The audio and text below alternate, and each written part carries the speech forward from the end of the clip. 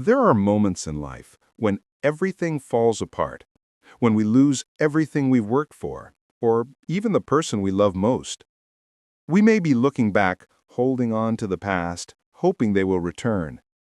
This story will show you why true healing begins when you move on and take even one small step forward. In a small town, there lives a young man named David. David is a very hard-working and diligent person, a man once known for his bold ideas and restless ambition. He believes that if you work hard enough, nothing is impossible. With this conviction, he builds a business from the ground to the top. Sleepless nights, endless effort, so much sacrifices he made. For a while, it pays off. His name carries weight, his voice commands respect, and his dream seems unstoppable. But success is fragile. One storm can undo years of effort. A few wrong decisions lead to debts he cannot escape. A trusted partner betrays him. Opportunities he once counted on vanish overnight. Slowly, what was once thriving begins to crumble. And this is life's first hard truth. Your effort is never wasted, but your effort does not make you invincible. David's business collapses. The people who once gathered to celebrate him now whisper about his failure. Streets that once felt like a stage now feel like a courtroom where every passerby carries silent judgment. And here's another truth many discover too late. The world rarely remembers how hard you tried. It only remembers where you fell. Yet David does not let go. Every morning he walks past the old office building. The sign that once bore his company's name has been replaced, but he stands there staring at the doors as though they might reopen to the life he lost. In his mind, he replays the past, the sound of employees working, the ringing of phones and the laughter that filled the halls. Memories feel louder than the present. And isn't this what many of us do? We return to the ruins, hoping they will give us back the life they once held. But ruins never rebuild themselves. They only remind you of what is gone. At night, David scrolls through old files, contracts and plans. He reads numbers that no longer matter, convinced that if he just looks long enough, he might find the mistake, the single decision that destroyed everything. But looking back never fixes forward. Reflection can teach you, but it cannot rescue you. Still, David clings to the past. Inside, he whispers, "Maybe I can fix it. Maybe I can start again right here." But his silence knows the truth. What broke you is not the thing that will heal you. David is a man at war with himself. By day, he walks through the town with his head low. By night, he lies awake, staring at the ceiling. His thoughts circle endlessly around one truth he refuses to accept. He has failed. And failure has a voice. It whispers in his mind, "You are not enough. You've ruined everything. You will never rise again." This is the cruelty of failure. It doesn't just take what you built, it tries to take who you are. David begins avoiding people. The friends who once celebrated his victories now only remind him of his losses. Every handshake feels heavy with pity. Every smile feels false. He spends more time alone, replaying his mistakes, chaining himself to the what-ifs. What if I didn't trust him? What if I made a different decision? What if I walked away sooner? But what if is a prison. It locks you in a past you cannot change, while the present passes you by. One morning, David walks past a small shop on the edge of town. The owner, an older man, is sweeping the steps, whistling as he works. David stops for a moment, watching him. The shop is not large, not rich, not famous, yet the man carries himself with peace. And David wonders, how can someone with so little seem happier than me, who once had so much? And here lies another truth. Peace is not found in what you own, but in what you choose to carry. Days turn to weeks. David keeps circling the same places: his old office, the cafe where deals were made, the streets where people once greeted him with respect. He avoids new paths, clinging to the old. This is the trap many fall into. We keep walking in circles, thinking familiarity will comfort us, when in reality, it chains us. One afternoon, as he stands in front of the old office again, a young man passes by and asks, "Why do you always come here?" David is caught off guard. He shrugs, forcing a smile. "This place, it used to be mine." The boy looks at him and replies, "If it broke you, why do you keep standing in it?" The words cut deep, simple, but sharp. And David realizes sometimes truth doesn't come from the wise, but from the unexpected. Because that's life. The reminders we need most often come from voices we least expect.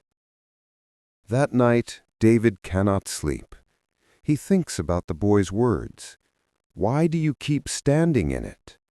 He feels anger rise in him. He doesn't understand what I've lost. But behind the anger, there is silence. And in that silence, truth. He is still standing in the place of his breaking, waiting for it to heal him. But broken places do not heal. They only hold scars. And that's the hard truth. Life will not fix you where it broke you. Healing demands movement. Healing demands forward. Yet David is not ready. He tries to start small. He sits at his desk, notebook open, attempting to sketch new ideas, new ventures. But the page stays blank. His pen hovers, then drops. Fear grips him. What if I fail again? What if people laugh again? What if I am truly not enough? This is how fear works. It convinces you that trying again is more dangerous than staying stuck. So, David closes the notebook. He returns to the cycle of staring at old contracts, walking past old buildings, living in old memories. He is alive, but not living. And isn't that the danger many of us face? To keep breathing, yet stop moving. To exist in the shell of yesterday while the future waits untouched.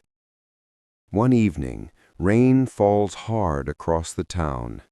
David stands under the roof of a closed shop, watching the water hit the streets. He sees people rushing, running, moving forward despite the storm. But he stays rooted in place, frozen. And for the first time he admits to himself, I am not moving. I am stuck. That is the turning point, because healing begins not when you are strong, but when you are honest. You cannot rise until you admit you have stopped walking.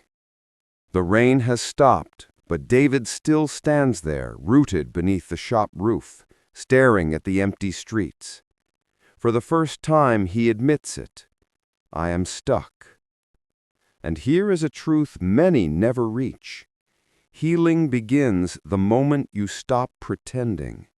As long as you hide behind excuses, progress cannot find you.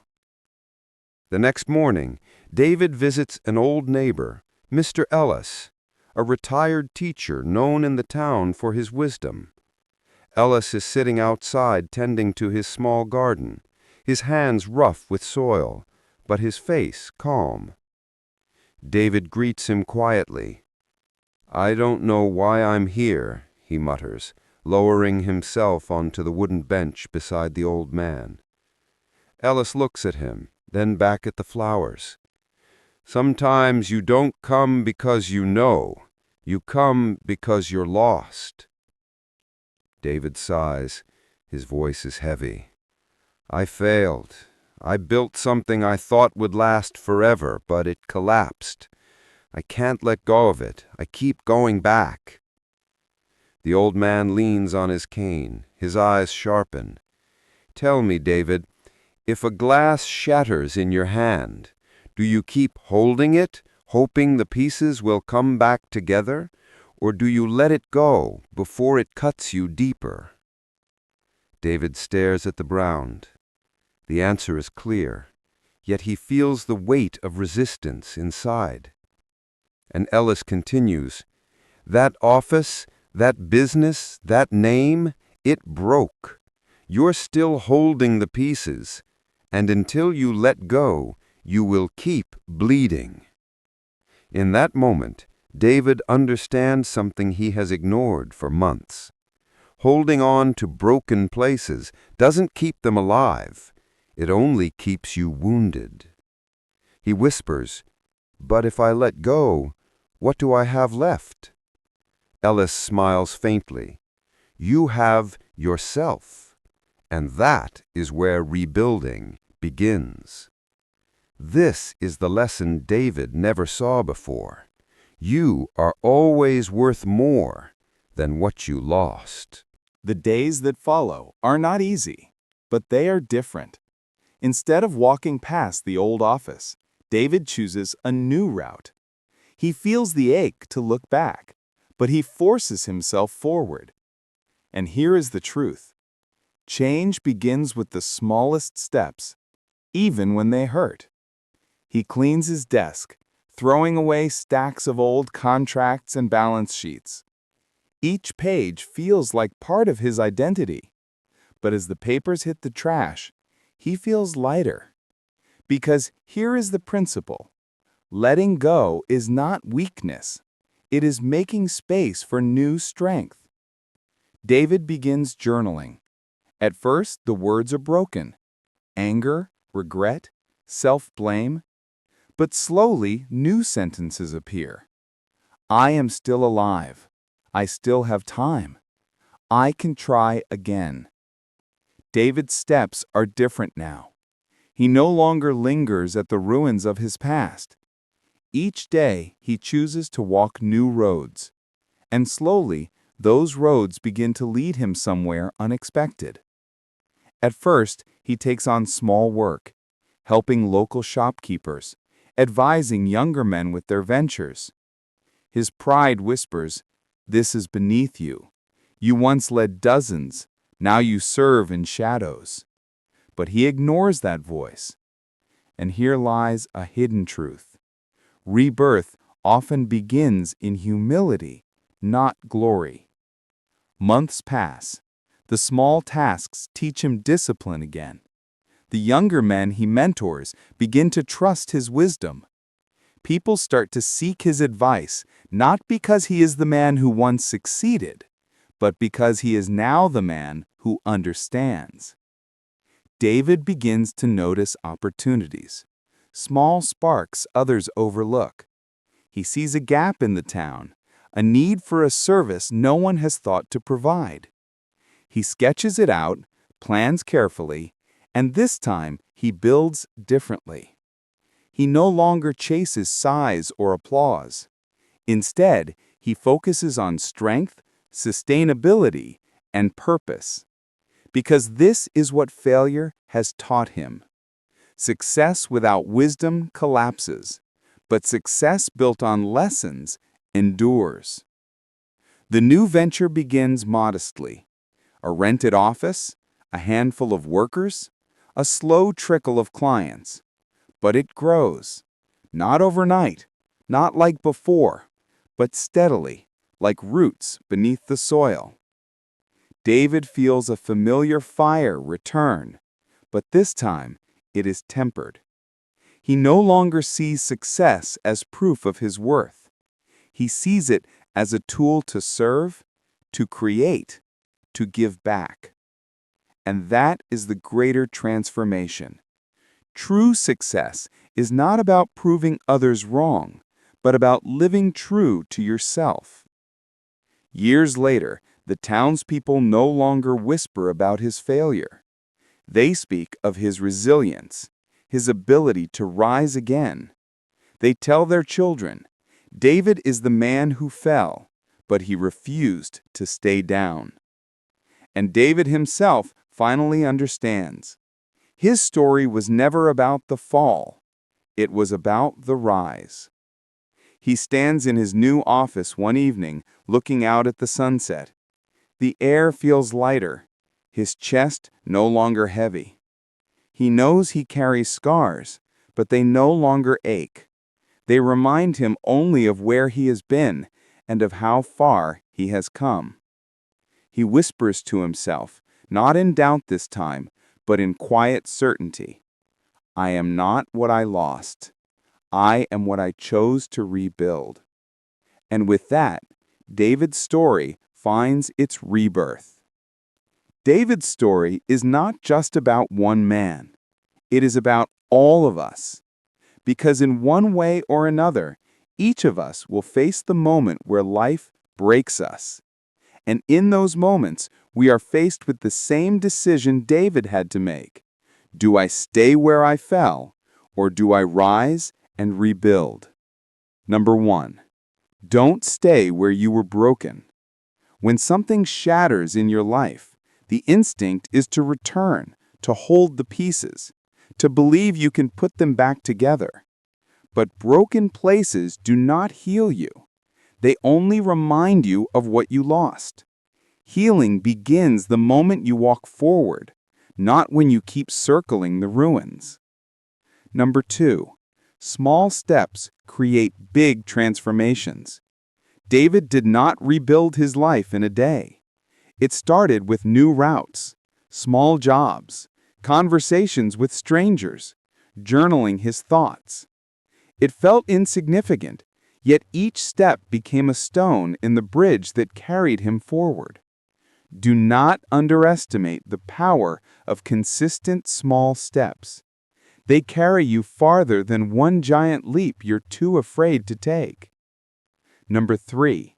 Humility is the foundation of rebirth.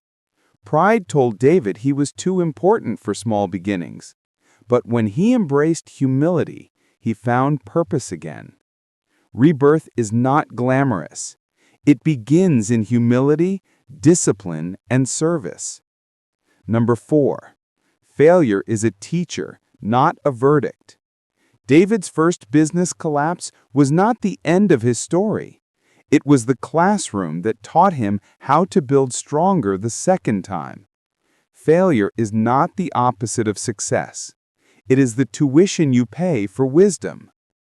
Number 5. Scars are proof you survived.